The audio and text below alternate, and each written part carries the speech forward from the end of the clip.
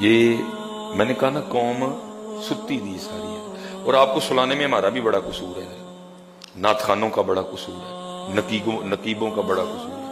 وہ پھر بلے شاہ صاحب والی گال آ گئی نا، سچ آکھاں گے تے پامبڑ بل دے، ہمارا بڑا قصور ہے، ہم نے سلایا آپ کو۔ اس دن حضرت وہ بچہ کلام پڑھ رہا تھا، ہے تو وہ چھوٹا بچہ تھا، لیکن میں چپ کر گیا کہ چلو بچہ ہے، اس کو ٹوکوں گا تو ہو سکتا ہے ساری زندگی پڑھ ہی نہ سکے ہے۔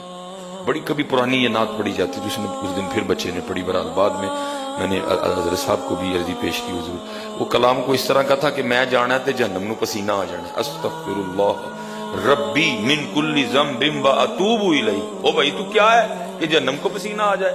اللہ پاک اپنے محبوب کو خود فرما رہے ہیں، ربنا آتنا فی الدنیا حسنہ، میرے محبوب آپ کہو ربنا آتنا فی الدنیا حسنہ وفی الآخرۃ حسنہ وقنا عذاب النار۔ بھئی تو کون ہے کہ تجھے دیکھے جہنم کو پسینہ آ جائے گا؟ تو کون ہے؟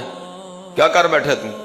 یا محبوب کو اللہ پاک کہہ رہے ہیں، محبوب کہو ربنا آتنا فی الدنیا حسنہ وفی الآخرۃ حسنہ وقنا عذاب النار۔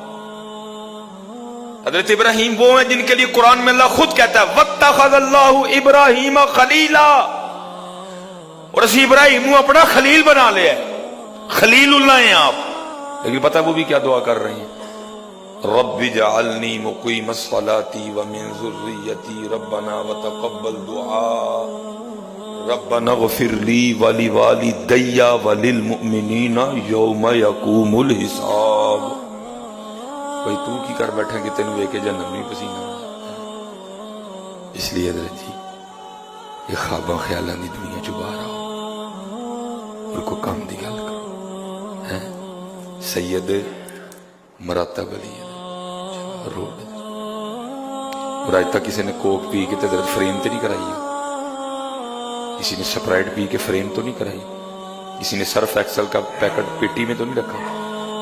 دین کی بات پھیلانا صدقہ جاریہ ہے، ثواب کی نیت سے ویڈیو کو شیئر ضرور کیجیے۔ جزاک اللہ۔